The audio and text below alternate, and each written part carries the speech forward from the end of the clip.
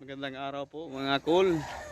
Dito naman tayo mga dul. Ngayong araw ay mag-ayos tayo ng power window, no?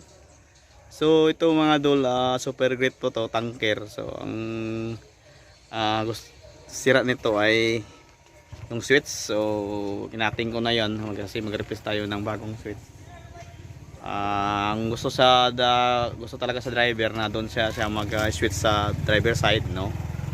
So ito ang gagawin natin mga dol, ipapakita ko sa inyo kung paano tayo mag-install ng replacement na switch.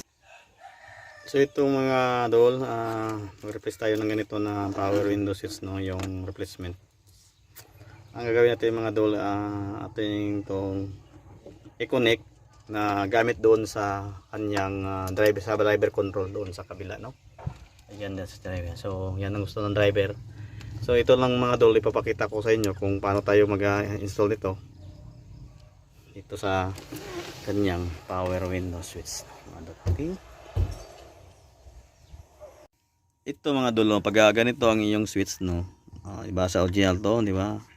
Yung wire dito ay 5 lang po, no, 5 lang. So ito po yung mga dol, itong ni-replace natin 5 din ang wire, no. So ipapakita ko lang sa inyo kung paano talaga mag-install nito na gamit doon sa original na switch tungkol sa kabila. Okay. So ito mga dol, tuturo ko lang sa inyo. Actually ito mga dol, ang wire nito na papunta sa ating ang i-check niyo muna yung wire na papunta sa motor. Kadalasan po sa super great po ito, blue po talaga at saka yung puti. Yan po ang papunta sa power window motor natin mga dol. Okay, yan. So ngayon mga dol, pag connect nyo ng motor natin, dapat sa kiliran lahat yung dalawa, no.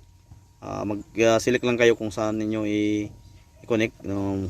Depende na doon sa kung ito na baliktad yung dito nga side medyo nakita yan, yung blue papunta dito sa kiliran, no. And then yung white sa kiliran din papunta yan, no.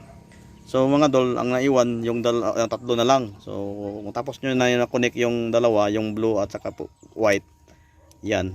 Okay. So dito naman tayo mga dol sa original na wire. Ito na po yung original wire, no. Yung original na wire po dito mga dol ay green at saka yung yellow, rebete blue, and then yellow, rebete red, no. So ang live po dito, magkuha kayo ng tester nyo, yung tislam, ganito, gaya nito, no, tislam. Kahit ano, basta mas umilaw, yan, no. Tingnan natin sa gitna, no. Ayan, no, umilaw yan. So umilaw, no. So it means yung green natin dito sa taas, yan po ang live, no. So ilagay natin dito sa gitna mga dol. Yan sa gitna yung black, no. Yan, black yan siya.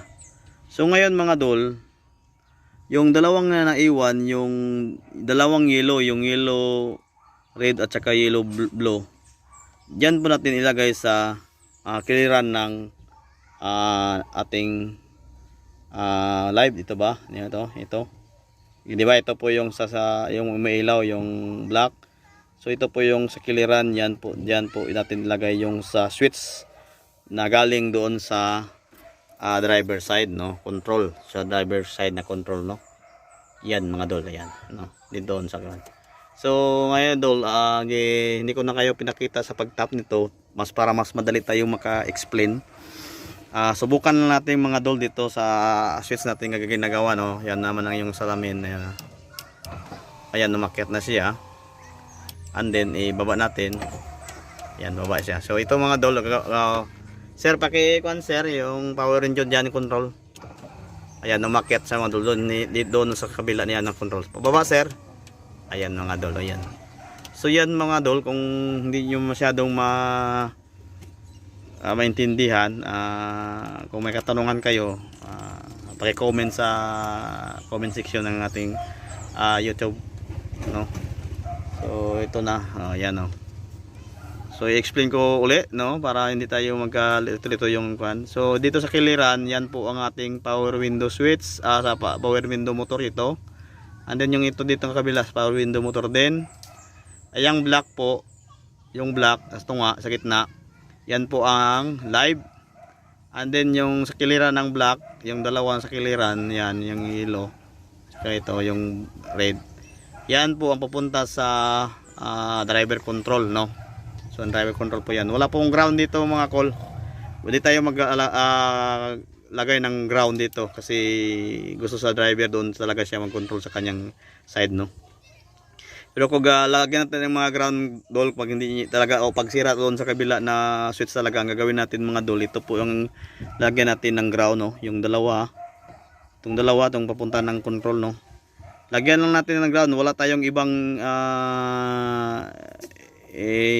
baguhin, kundi ito lang yung dalawa. Idikit yung dalawa and then ilagay nyo sa ground. Nanyan, may namang ground yan, body ground yan. Yan lang. Pero ang nakaiba nito, hindi tayo makakontrol sa driver side, no. Hindi natin control sa driver side. So ang gagawin, puntahan talaga dito pag switch, pag ganun ang diskarte. Pero okay pa yung sa driver side na switch. Ito ang diskarte natin mga dol, no. Ayan, no. Yung 5 talaga dol na gagamit talaga yan. Ito po yung power window sa passenger side po ito mga dol. Ayan mga dol, oh. Okay. So yan lang po mga dol. Salamat, magandang hapon po, magandang araw po sa lahat. Oh. Shout out sa driver. Shout out sa driver si Sir. Sir. Si Redmond. Si Edmond. Sir Edmond. Okay. Salamat. Thank you po sir sa pagtitiwala dito sa aming shop. Ito po yung channel namin, yung AGR Auto Electrical and Wirings. Maraming salamat. God bless po all.